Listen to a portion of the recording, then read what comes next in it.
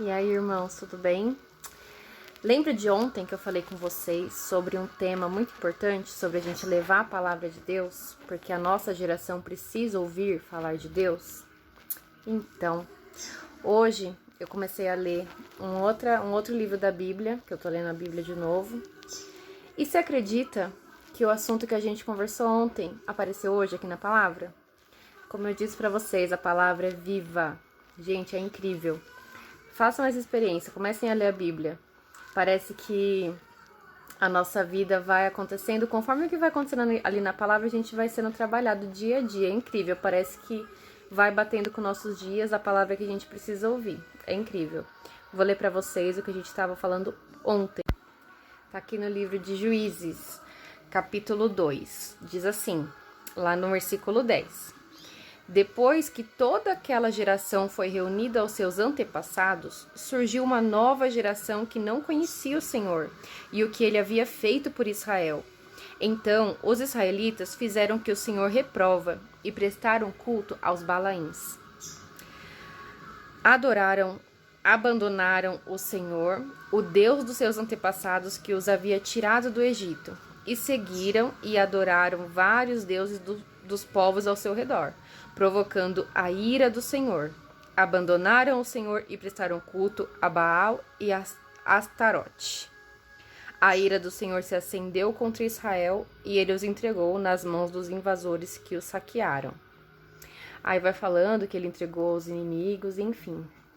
Leiam essa passagem. Aqui está falando sobre desobediência e derrota. Irmãos, como a gente conversou ontem e como Deus é perfeito, Ele preparou que eu lesse esse capítulo hoje e é uma confirmação sobre o que a gente estava falando ontem. O que acontecerá com essa geração se elas não ouvirem falar de Deus? Se elas não verem os pais, os tios, os avós, a família servir a esse Deus? Eles não vão conhecer a Deus. E eles vão se entregar a outros deuses, vão cultuar outros deuses. Porque dentro de nós, a gente precisa ter algo para acreditar. É uma coisa que já nasce com a gente. Tanto que antes da gente acreditar em Deus, a gente acredita em signo, a gente acredita em... como que fala? Em amuletos, enfim, em muitas outras coisas. A gente deposita a nossa fé em algo palpável. Porque a gente precisa disso, né? Mas, a partir do momento que a gente conhece ao Deus verdadeiro, a gente sabe aonde depositar a nossa fé. Que é nele. Porque ele trabalha não só na nossa vida aqui, no físico, nos nossos bens, nos nossos armários, no nosso financeiro, não é só nisso. Ele trabalha também nas nossas emoções, ele trabalha também nos nossos sentimentos, no nosso espírito. Tem horas que pode estar caindo no mundo, mas quando você tem fé no Espírito Santo, você consegue passar por aquilo. E Jesus, Deus nos faz andar sobre as águas turbulentas que está a nossa vida. Então, a gente tem que levar a palavra às crianças, aos jovens ao nosso redor, porque eles são o futuro. Eles vão estar aqui muito mais tempo do que nós. Então, nós temos que ensiná-los para que eles possam viver também a palavra, assim como você e eu temos que viver ela. A gente não tem que só falar, só ler com eles e tal. A gente tem que viver, porque a criança, principalmente a criança, ela aprende por ver. Ela geralmente, ela reproduz o que ela observa. Então, não adianta você falar da palavra, você incentivá-la a ler, a buscar, se você não faz, porque ela vai pelo seu exemplo. Então, você tem que dar o bom exemplo. Amém? E, para vocês verem como Deus é perfeito, veio essa palavra hoje. Então, é mais um motivo para mim vir aqui, conversar com vocês, alertá-los, né? O mundo tá muito complicado, todos estão vendo, não é nem necessário eu ficar repetindo isso aqui, né? Como eu falei ontem nas escolas, na TV, tudo isso está levando essa geração ao pecado, à adoração desses Baalins que veio falar aqui, né? Dessas Astarote, enfim, e demais coisas, né? Então a gente tem que tomar muito cuidado. E, irmãos, eu não quero que você olhe, fala assim, mas aí Jesus veio e morreu por nós na cruz e tá tudo lindo, ele é misericordioso, ele é maravilhoso, e ele nos perdoa, e ele nos aceita do jeito que nós somos. Calma lá. Jesus veio, morreu pelos nossos pecados, mas ele não aceita nós do jeito que nós somos. Ele quer que a gente vá para ele do jeito que nós estamos. Mas para quê? Para ele poder nos moldar. É por isso que nós falamos que nós aceitamos Jesus, nós aceitamos ser moldados por ele. Não que, eu vou ver se eu deixo Jesus entrar na minha vida. Não. Você tem que estar disposto a ser moldado por ele. Não adianta você estar todo domingo na igreja, você estar fazendo tudo e não se deixar ser moldado. Não deixar Deus tomar de conta da sua vida, né? Entregar realmente o controle nas mãos dele, para que ele possa te mudar, te melhorar e fazer com que você seja um ser humano muito melhor.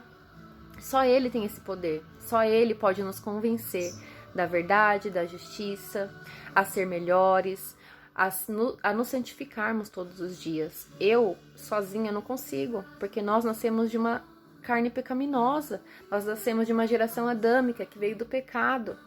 Então nós precisamos do Espírito Santo para nos ajudar.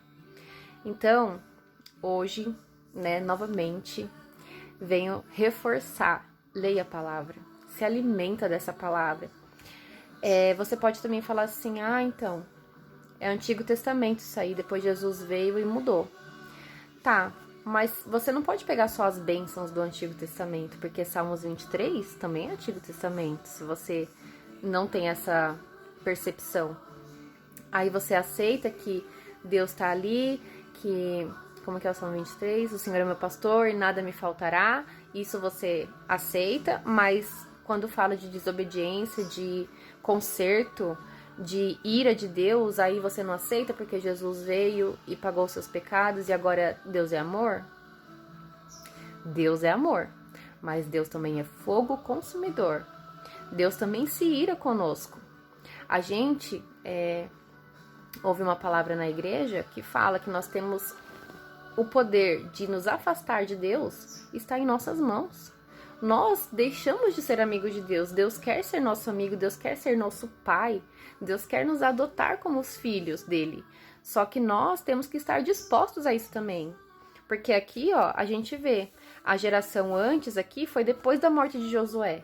Josué morreu todo aquele pessoal que viveu todo aquele milagre, toda aquela coisa linda que foi a abertura do Mar Vermelho. E morreu todo mundo, não passaram para frente essa fé que eles tinham, e aí ficou uma geração que não conhecia. E aí? E aí que eles se entregaram a outros deuses, fizeram coisas que Deus abomina, e o Senhor teve que levantar juízes para aquela época, para poder, ajudar esse povo a voltar para o caminho dele, para o caminho da obediência. Mas eles não tinham nem familiares para seguir o exemplo. Então era muito difícil. Então, irmãos, olha a importância de você passar para frente, você demonstrar, você viver isso. Porque não adianta você ser de aparência. A gente é verdadeiro dentro de casa. A gente somos nós mesmos dentro de casa, né? As pessoas que moram conosco nos conhecem pela essência que nós somos. Nos nossos piores dias, nos nossos melhores dias. É ali que é o nosso primeiro ministério, é no nosso lar, é quem nós somos. Então, se você é bom na rua e não é bom dentro de casa, não adianta, o seu primeiro ministério é em casa. Você tem que mostrar a luz de Deus primeiramente para a sua família, depois para os outros de fora. Amém? Receba essa palavra, edifiquem nas suas casas, estejam nas mãos do oleiro, que é Deus. Se deixem moldar, se deixem ser moldados por Ele, porque só Ele, só Jesus tem as palavras de vida eterna e só Ele pode nos convencer e nos melhorar a cada dia mais para a gente poder estar naquele dia com Ele, ser recebidos por Ele e viver eternamente com Ele sendo abençoados. Amém? Fiquem com essa palavra e que Deus ministre no coração de vocês. Amém? Uma boa noite.